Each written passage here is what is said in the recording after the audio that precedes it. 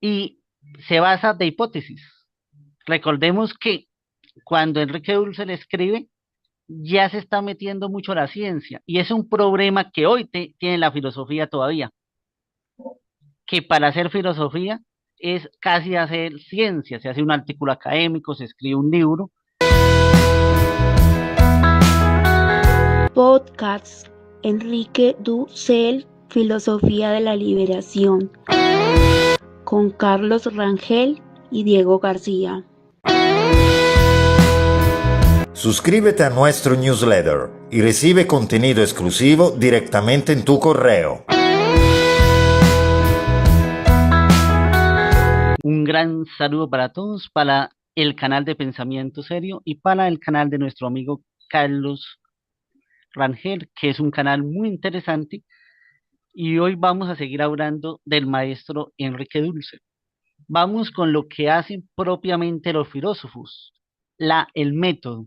Todo filósofo busca tener un método o al menos acercarse a un método, ¿no? Mauricio Beuchol, por la analogía, no hace un método, sino se acerca al método, aunque en su tratado de hermenéutica analógica, también tiene metodología.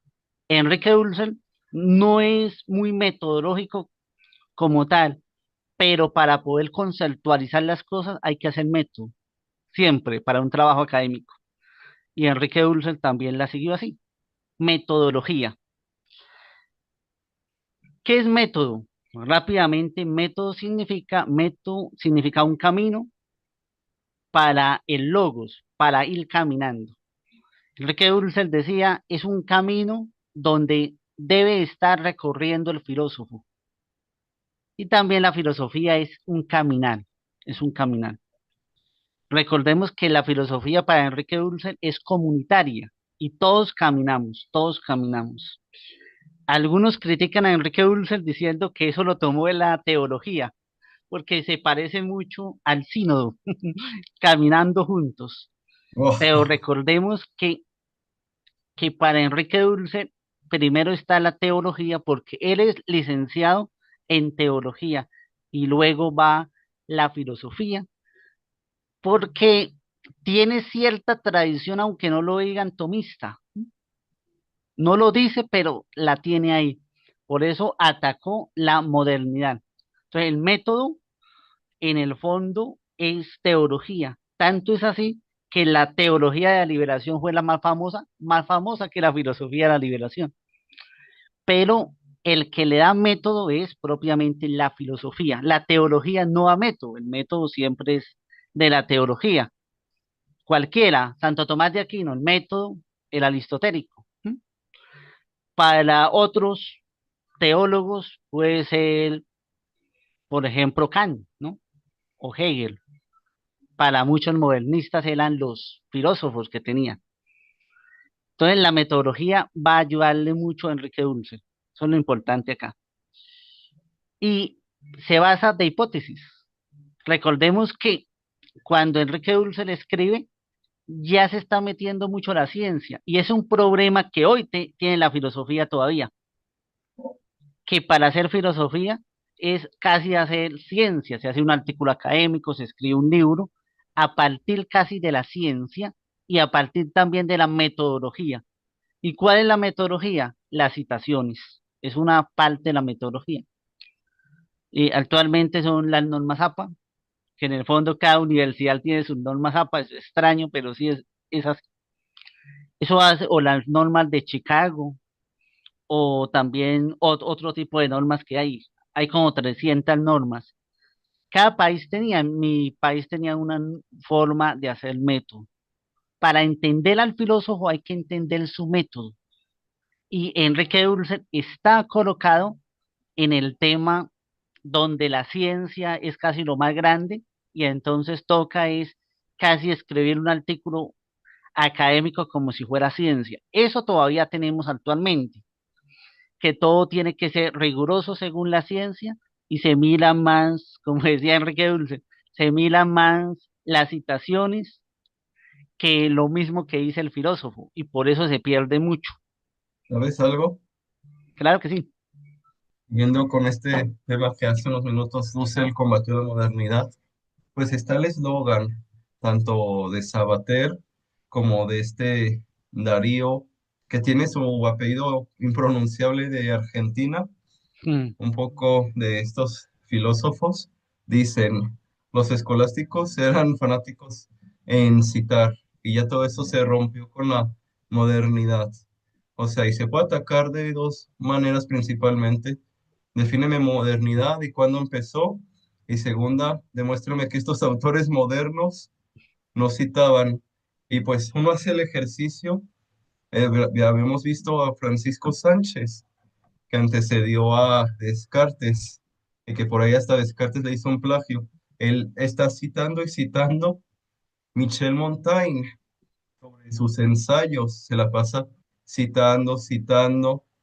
Thomas Hobbes se la pasa citando o Leibniz. Entonces, uno dice, ¿dónde está esa originalidad que muchas veces se ve en la historia de la filosofía? Y estas, pues, manuales express que denigran a la escolástica. Y qué bueno que Enrique Dussel sea consciente de ello y advierta de los riesgos, porque también uno se puede preguntar, ¿por qué nosotros, latinos, seguimos el método de citar de los Estados Unidos de América? Es ahí donde debemos empezar a cuestionarnos, ya casi un imperativo categórico, o Chicago, y no sé, la Universidad San Toto, que tenga su método de citado, o la UNAM acá en México.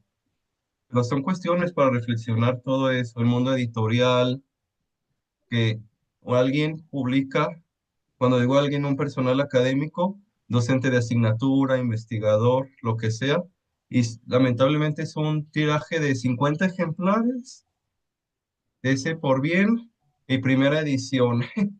Y en estos países sacan 4 o 5 ediciones y tirajes de miles de ejemplares para reflexionar ello. claro que sí. Ese es un problema bastante grande y Enrique Dulce lo vio con mucha fuerza. Por ejemplo, en mi país, Colombia, antes habían unas normas que eran propias, se llamaban las normas Incoltel, eran propias de Colombia. Los colombianos, cuando yo estaba pequeño, eh, en la escuela, en el colegio, nos las enseñaban. Después llegaron las normas APA y acabaron esas. Tenían nuestras propias normas y Ujú, lo bueno era que todas las universidades tenían esas y era más fácil. Después las normas APA llegaron y cada universidad, cada sitio le cambia algo y hoy por hoy hasta los que han hecho doctorados todavía se preguntan cómo son las normas APA porque van a una universidad y se las cambian, le cambian una cosita, le cambian y no son las mismas normas APA. Las revistas académicas, normas APA, pero le dicen que todo toca justificado, pero si las normas APA universales dicen que no va justificado. En fin, entonces, esas, y duran muchísimo tiempo arreglando esas cosas más que el mismo tema. Y miran más esas cositas, los evaluadores, que el mismo tema. Y por eso, hoy por hoy, los artículos, decía Enrique Dulce, se parecen uno a otro. Y no es mentira. Los artículos hoy por hoy tienen muy poca originalidad, se parecen muy, eh, con otras palabras dicen lo mismo. Entonces tú lees dos artículos de tal revista y ahí para allá más o menos sabe de qué se trata. O a veces uno no lo lee completo, lee, por ejemplo, las conclusiones y ya, lee las conclusiones del otro y diferentes palabras no son copias, pero dicen casi lo mismo. ujú. Y se aplaude porque, y cuando quieren hacer algo original, la academia temen la originalidad. Entonces, que toca citar a Juranito para que valga el artículo, porque entonces ya empiezan a, es un problema. Entonces, eh, entonces vamos a hablar de Enrique Dulce. Aquí hay muy importante que toca hablar también mucho de hermenéutica. Toca lo que no, porque era la filosofía del tiempo también de Enrique Dulce, la hermenéutica. Y él estudia a muchos hermeneutas. es decir, la interpretación, tanto en teología como en filosofía. Y dice, un estudio como el nuestro, las hipótesis fundamentales nos permiten interpretar el lugar que ocupa Iberoamérica en la historia universal. Los presupuestos metódicos son condicionantes de todo el resto. Bien, aquí va a citar Enrique Dulcer, es muy interesante porque es historiador y acá está haciendo historia. ¿Mm? Creo que la vez pasada había hablado sobre lo que dice Enrique Dulcer sobre Hegel y todos los alemanes, que los alemanes fueron los que empezaron la historia de la filosofía antigua, medieval, moderna y contemporánea, porque antes lo más importante eran los temas, y lo vemos en Tomás de Aquino, lo vemos en muchos filósofos. Después fue que se interesaron por hacer historia de la filosofía. Y Enrique Dulcer dice, a veces las historias de la filosofía se alejan de los autores originales porque hacen una mala interpretación de los textos. La más que me gusta a mí es la Giovanni Reale y Darío Antiseri. Me parece muy interesante la historia de ellos de la filosofía. Pero es verdad, por estudiar todos los filósofos o el canon filosófico. Hablemos del canon porque no se estudian todos, ¿no? El canon filosófico a veces no se profundiza y se cambia lo que dijeron los filósofos. En Hegel pasa eso, cuando se habla de la dialéctica de Hegel, tesis, síntesis, tesis, antitesis y síntesis, y se rehúse, ¿sí? Dice, cosa que Hegel verdaderamente no lo dijo, y no lo digo yo, lo van a decir los, los que siguen a Hegel, tanto derecha como izquierda, que paradójicamente se ponen de acuerdo en eso. Es interesante eso, pero las historias de la filosofía terminan haciendo simplificación de los filósofos. Ese es el Estás problema. perfecto. Sí, por ejemplo, ¿te acuerdas Guillermo Fraile y Teófilo Urdanós? Tienen su historia de la filosofía de ser el tomo 7 o tomo 8 y así simplifican a Hegel con tesis, antítesis y la síntesis. La excepción no lo es Frederick Coplestone. Ya ves que sacaron muchísimas reimpresiones, ediciones y suele ser más o menos bueno para Platón, Aristóteles, ciertos autores. Por eso dicen, no hay que casarse con una sola historia de la filosofía. Creo que era contigo que me habías dicho de Giovanni Reale y de Leon Tisteri, historia del pensamiento científico y filosófico, y ahí dedica un apéndice a la filosofía latinoamericana.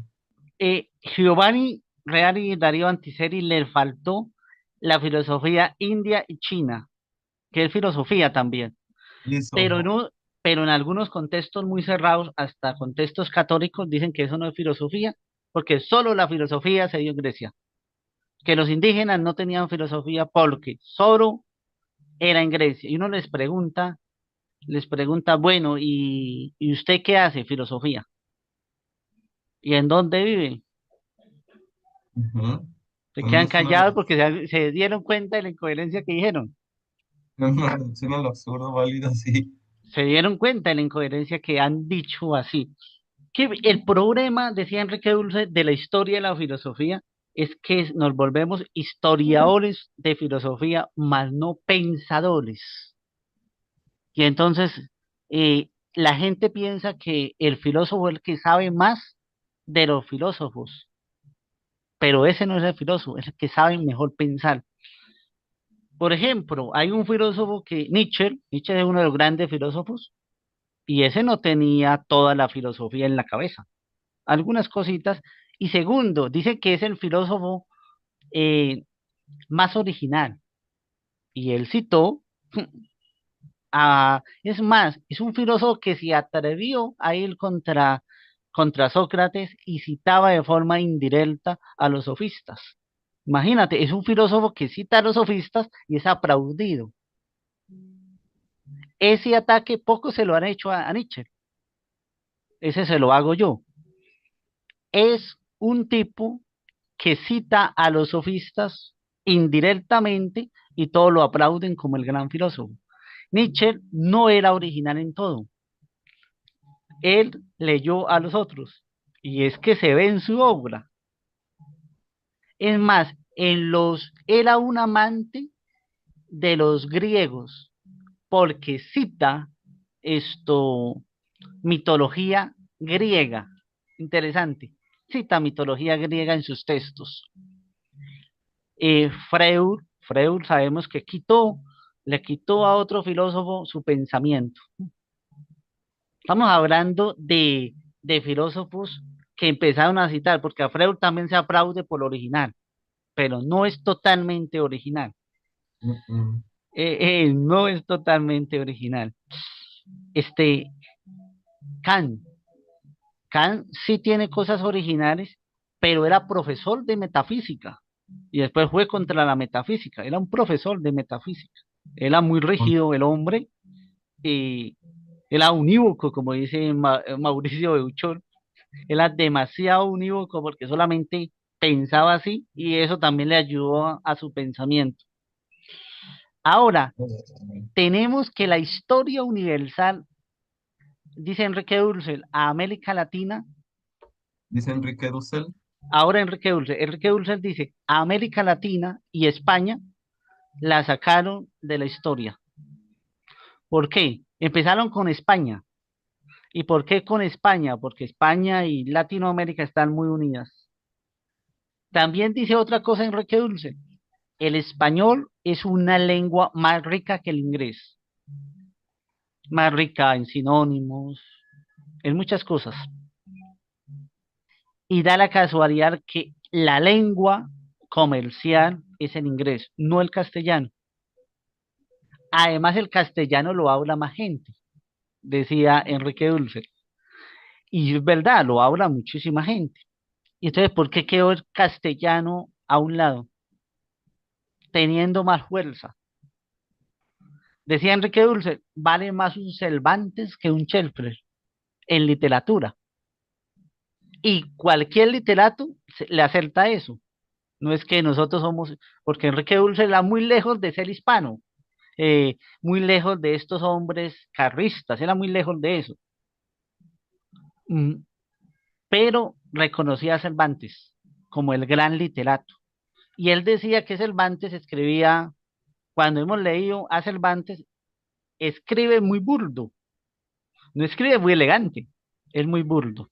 La historia universal es América, por alguna razón, América Latina quedó fuera de la historia. Los aztecas son los que tienen más años, al menos dentro de las pruebas de carbón, ¿no? Que dicen, bueno, en Colombia hay un problema. El problema son las montañas, la selva. Entonces, si hay alguna estatua, parece ser que se lo comía la selva. Al menos, y al menos en México no pasó eso. Y tenemos los mayas, los aztecas, o en Perú los incas. Sí. Nuestra civilización se fue, pero han encontrado huesos del mismo tiempo en Colombia, han encontrado huesos de gente el mismo tiempo de los egipcios. Eso llama mucho la atención. Eso llama bastante la atención. Y en México, las, las mitologías se parecen mucho a las mitologías del antiguo mundo. Enrique Dulce hace todo un estudio de eso para demostrar que América Latina estaba en la historia. ¿Mm?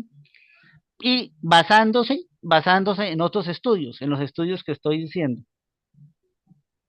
Las pirámides que estaban en América Latina no tienen nada que envidiarle a las pirámides de Egipto, cosas como esa. ¿Mm? Pero en muchos países la selva se tragó toda su historia y parece ser que les tocó irse de Colombia por hambruna. ¿Y qué pasa? Que en Colombia veían todos estos escritos y los votaban, porque ya nadie sabía eso. Entonces, hoy por hoy no sabemos mucha historia. Y no lo votaban por esconder al indígena. Y lo otro es que la izquierda se ha inventado algo que llaman indigenismo. otra cosa Mm, errónea. Aunque Enrique Dussel, hay que decirlo con todas sus letras, le dio mucha fuerza a este tema del indigenismo. Bueno, la historia universal. Mm, El que gana una guerra escribe la historia.